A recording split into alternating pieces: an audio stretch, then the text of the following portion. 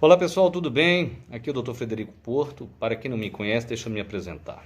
Eu sou médico em Belo Horizonte, sou psiquiatra e nutrólogo com registro de especialidades nessas duas áreas. E além disso, atuo como consultor de empresas e, portanto, quem me conhece sabe, eu tenho curiosidades em diversas áreas. E percebo que nesse momento, na discussão do coronavírus, é muito triste ver a falta de um pensamento transdisciplinar. O desconhecimento, por exemplo, de profissionais da área de saúde, de como funciona um sistema complexo igual a sociedade, né? E isso é muito problemático porque o indivíduo vem com uma explicação simplista que qualquer matemático é capaz de questionar, não precisa saber nada de medicina. Portanto, nessa minha fala eu vou analisar em 4 perspectivas o problema. Eu vou lhes explicar como funciona um sistema complexo, que isso vai ser a base para tudo que vai vir em seguinte. Vou explicar sobre o vírus em si, te mostrar que ele não é um vírus comum, ele é mais contagioso, ele é mais letal. Alguns vão te falar assim, é quase igual, esse é o problema. A pessoa não entende como funcionam sistemas complexos, então ela acha que 1% a mais, 0,5% não é nada e é muita coisa. Vou analisar também do ponto de vista dos vieses, né, que gera essa histeria coletiva, que não tem, na verdade, um motivo para isso não vai levar a nada. E, por último, vou dar algumas dicas, tá bom? Então, primeiro, para a gente entender sistemas complexos. Sistemas complexos têm uma característica que eles não são lineares. O que significa isso? Vamos imaginar o trânsito da sua cidade. Ele é um sistema complexo. Então você todos os dias pega um trajeto do ponto A ao ponto B. Você sai da sua casa para o serviço e vamos supor que você gaste 20 minutos. Se eu aumentar em 10% a quantidade de carros circulantes no trajeto que você vai da sua casa ao trabalho, você acha que o seu tempo no trânsito ia aumentar só 10%? Ou seja, você gastaria agora 22 minutos ao invés de 20 para chegar no serviço? É bem provável que não. Muitas vezes, se aumentar em 10% a quantidade de carro na via, no seu circuito, você vai gastar o dobro de tempo. Não é linear. É claro, você vai fazer, porque tem um limite da via. Eu sei, exatamente. Então, se eu aumentei 10% dos carros, muitas vezes o tempo para você chegar lá é o dobro. Esse é um exemplo. E vocês vão ver que isso tem muita importância quando você olha características do coronavírus, que está sendo desconsiderado por profissionais sérios de saúde, na verdade. Muito bem. Outra característica de sistemas complexos é que você tem que olhar para eles nos efeitos de primeira, segunda e terceira ordem, né? Eu vou dar um exemplo. Existe um vídeo na internet muito interessante chamado Como Lobos Mudam Rios. É uma história verídica de um parque nos Estados Unidos, se eu não me engano é o Parque Yellowstone, onde os lobos estavam comendo todos os alces. Eles resolveram tirar os lobos e para que os alces pudessem reproduzir. E isso aconteceu. Só que a quantidade de alce aumentou muito e os alces passaram a comer tudo. Eles comeram, por exemplo, a mata ciliar, de maneira que os rios começaram a secar. Então daí o título do vídeo, Como Lobos Mudam Rios. Eles tiveram que trazer os lobos de volta para o parque. Os lobos pararam a comer os alces, né, diminuíram a quantidade de alce, a mata ciliar cresceu e os rios surgiram novamente. Ou seja, efeito de primeira ordem, tira os lobos. Efeito de segunda ordem, aumenta a quantidade de alce. Efeito de terceira ordem, some os rios. Então vamos lá no vírus. Efeito de primeira ordem, o que acontece? As pessoas pegam o vírus. Aí eu ouço assim, não, mas não tem perigo, não, a mortalidade é só de 2%. Primeiro você vai ver que mortalidade de 2% já é um problema. Mas vamos considerar que não seja. Isso é o efeito de primeira ordem. Isso não é o problema. O problema é o efeito de segunda ordem, porque muitos idosos, agora, população mais frágil, vai para o hospital, vai precisar de leito para ser internado. Ao ser internado, vai faltar leito para a mãe que precisa ter um parto, quem está com apêndice supurado, o outro que teve um acidente. Efeito de segunda ordem. Agora, efeito de terceira ordem. Mais gente com vírus dentro do hospital vai contaminar médicos e enfermeiros. Então, agora, com médicos e enfermeiros contaminados, vão tirar licença. Então, nós diminuímos o número de leitos, porque agora estão ocupados com pessoas com vírus. Diminuindo o número de profissionais, médicos e enfermeiros presentes. Com isso, você tem um caos no sistema. Então, assim, não é uma coisa, é dessa maneira que tem que ser vista. Então, essa história de que só mata tantos por cento, 2%, não interessa. Se o vírus fosse muito letal, ele não saía da China. Como ele não é um vírus letal igual um ebola, por exemplo, né, ele vai espalhando. E esse é o que é o grande problema. Né? Quando ele espalha, ele cria efeitos secundários e terciários. Perfeito? Então, entender agora o sistema complexo? O sistema complexo tem variáveis não lineares, né, de efeitos não lineares, interdependentes, né, igual o trânsito da sua via, e tem efeitos de primeira, segunda e terceira ordem. Beleza, agora vamos à história do vírus. O vírus é o seguinte, o vírus, se você é uma criança ou um jovem saudável, o vírus, se você se infectar com o vírus, a maioria das pessoas que têm contato se infectam, você vai ter um resfriado comum. E a minha sugestão é que você fique em casa e trate o seu resfriado. Você evita aí, quando você fica gripado, você vai no serviço de saúde? Não, então não vá. Trata como um resfriado comum. Vai tomar o seu paracetamol, tá certo? Sua dipirona e fique em casa, quieto. Você vai fazer um bem para a sociedade, perfeito? Um bem. Porque você não vai espalhar vírus dentro do serviço de saúde, onde está cheio de pessoas doentes, que mais uma doença só vai piorar, perfeito? Então, a histeria é essa, é a histeria de pessoas jovens de 18 a 55, saudáveis e estéreis por causa de um resfriado. E isso é um problema. Agora tá bom, então 80% das pessoas que vão pegar o vírus vão ter um quadro leve. 15% vão precisar de ser hospitalizadas, e vão precisar de um leito, e 5% de um UTI. É claro que as pessoas com quadros mais graves geralmente são idosos. Vocês vão ver que enquanto a mortalidade desse vírus é 2%, em idosos é 15%. É igual uma sepse. Então, se você que é jovem, tem que ter cuidado para não passar o vírus para o seu pai, para sua mãe, para o seu avô e para sua avó. Tá certo? É grave para eles. Ou para algum conhecido seu que tem uma doença crônica, que tem transplantado, tem uma doença crônica, que tem que ficar tomando corticoide. Então, é isso, uma doença que ele não é uma pessoa saudável. Perfeito? Então, continuando. Agora vamos analisar a capacidade de contágio do vírus. Tá? Primeiro, o indivíduo transmite o vírus 48 horas antes dele ter sintoma. Então, quando ele descobre, por onde ele andou, já transmitiu. Beleza. Tem um índice que mede o quanto que uma pessoa doente contamina outras com a doença que ela está. Para você ter uma ideia, por exemplo, uma gripe comum é 1,3, ou seja, cada pessoa gripada com a gripe comum transmite para 1,3 outras pessoas. O H1N1, que foi uma virose muito grave em 2009, transmitia-se para 1,5. O sarampo se transmite para 20. Uma pessoa com sarampo transmite sarampo para 20 pessoas. E dengue, uma pessoa transmite para 16. Malária, uma para 200. Lembrando que malária e dengue você tem que ter um mosquito. Então, se você tiver uma dengue no Brasil e for para a Itália, não vai fazer diferença nenhuma, porque lá não tem um mosquito para te picar e levar para o outro. Tá certo?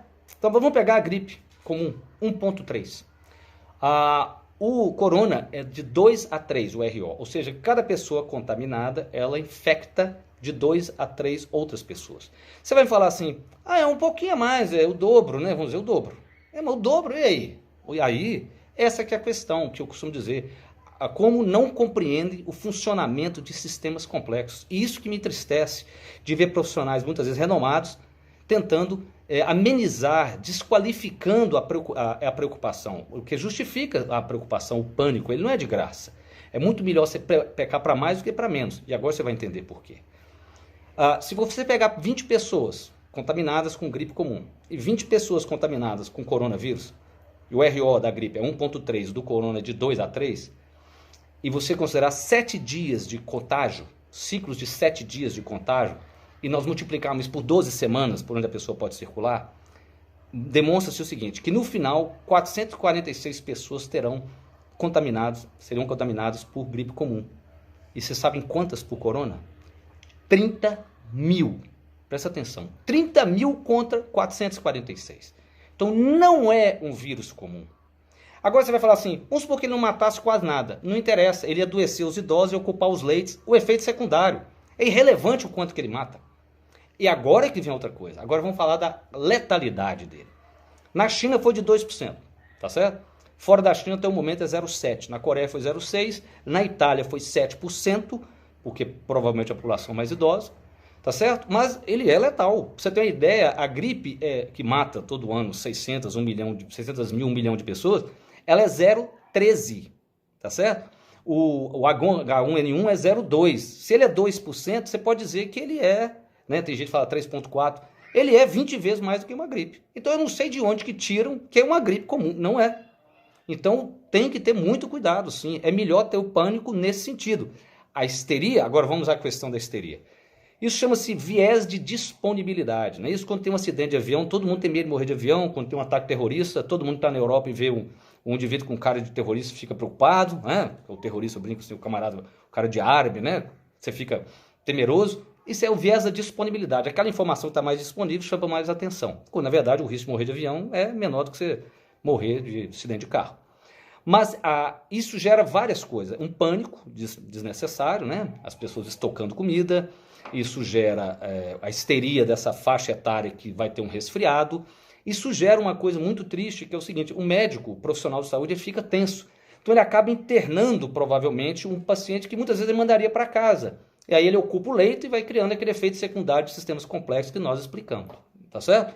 Então isso é um problema também a se pensar, né, grave. Tá? Ou seja, os vieses, né? Então, o que a gente pode fazer? Na verdade, agora, as nossas dicas, né, para a sua saúde. Então, primeiro, você tem que entender o seguinte: esse vírus, ele vive 28 dias em um lugar com temperatura até 10 graus. E 28 dias. Então, por isso que no inverno é um problema, né? Ele fica vivo lá. No caso de um lugar quente, um lugar com 30 graus, ele vive um dia numa superfície. Uma superfície que você pode passar um álcool, que ele morre, né? Então, nós estamos protegidos no Brasil porque nós estamos no verão, está úmido. Então, como o vírus é transmitido por gotícula, né? Ele não é em aerosol, então você tossiu, ele cai no chão. Então, primeira coisa, tirar as gotículas. Você tossiu, tosse na mão, tosse aqui, desculpe, tosse na roupa, no seu cotovelo. Você vai cumprimentar as pessoas, cumprimenta com o pé, com a ponta do cotovelo. Maneiras de você não pegar com a mão, que as mãos vão começar a ficar contaminadas, e sempre limpar mais a sua mão. Por incrível que pareça, uma coisa tão simples quanto essa faz uma grande diferença. Te aconselho a desenvolver esses hábitos, porque esse vírus vai estar conosco no inverno. Ele não vai embora, não. Da mesma maneira que o H1N1 está aí até hoje, ele vai estar conosco, tá certo? É claro que a mortalidade dele, o índice de mortalidade dele, provavelmente é menor do que a gente espera, porque nós não temos ainda computado quantas pessoas se infectam e quantas vêm a falecer por causa dele. É menor do que 2%, provavelmente, mas não interessa. Ele vai estar entre nós. Então, esses hábitos de higiene, para não espalhar o vírus, ele é fundamental. E aquilo que eu falei, a máscara, eu não sei te dizer da máscara com filtro. A máscara de pano, ela protege você de não transmitir o vírus. Ela não protege você de não absorver o vírus, tá certo? Então, eu costumo dizer o seguinte: se você é um jovem que circula na rua, seu avô, a sua avó, a sua mãe idosa, ou seu pai idoso, fica em casa, a grande chance dele ser contaminado é por você. Então, você tem que usar a máscara dentro de casa para não contaminá-lo. Esse é um paradoxo, né? Ou seja, a pessoa que convive com o idoso é que tem mais chance de trazer para ele o vírus. Que ele é o mais vulnerável nessa história. Então, muito cuidado com isso. A pessoa se pergunta assim: então, o que mais que eu posso fazer? Bem, dicas: bons hábitos de saúde, você manter-se hidratado, dormir bem, ter uma prática de atividade física saudável, se alimentar bem, manter a sua vitamina D no nível ideal, sim, tá certo? Todas as coisas de bem-estar da saúde. Se você não tem feito ultimamente, aproveite para fazer agora, para quando chegar o inverno você estar em forma. Igual a história da formiga e da cigarra, né? Isso, comece a cuidar agora de sua saúde, porque quando chegar no inverno, o vírus vai estar aí. E você vai ter que estar em forma. Eu tenho duas coisas importantes para falar mais. Uma é que tem um aplicativo muito interessante criado pelo governo, pelo Ministério da Saúde, chama Coronavírus Espaço SUS, S-U-S, Coronavírus Espaço SUS. É um aplicativo que tem dicas, informações atualizadas, muito bom, vale a pena vocês, né, terem acesso a isso. E saiu recentemente um artigo no Lancet demonstrando que se você tiver que, por exemplo, usar um medicamento para febre, você dá preferência, no nosso caso aqui, a paracetamol e dipirona, evitar o ibuprofeno. Parece que o ibuprofeno facilita a fixação do vírus no pulmão. Então, evite ibuprofeno, por via das dúvidas, use paracetamol e dipirona, tá certo? E vamos, né, cuidar da saúde. Lembrando que, né, esses vírus surgem, mutações ocorrem durante o surgimento do vírus, né? Parece que esse vírus muta a cada 15 dias, eu não sei se é muito ou pouco essa quantidade de mutação. Para quem gosta de teorias conspiratórias, eu estou brincando que eu acho que foi a indústria do papel higiênico que fez esse vírus, né? Porque diz que o que está faltando agora no mundo é papel higiênico. Eu não consigo entender qual o motivo, devia faltar comida, mas, né? Então deve ser a indústria do papel higiênico que criou esse vírus para espalhar. Mas vamos então cuidar da nossa saúde e lembre-se, qualquer questionamento disso que eu estou falando, eu pediria ao profissional voltar lá e entender como funcionam sistemas complexos. Não interessa o quanto que esse vírus mata. Interessa que se for mais contagioso do que o da gripe, como já mostramos que é exponencial, e o efeito de segunda ordem, da ocupação dos leitos, é muito grave. Perfeito? Então isso acaba com a discussão, é uma discussão matemática, transcende a questão médica, tá certo? Então não tem alarde, porque você que é jovem vai ter um resfriado. Mas vamos cuidar para que as pessoas mais vulneráveis não adquiram essa doença. Sejamos responsáveis, tá certo? Um abraço e até a próxima.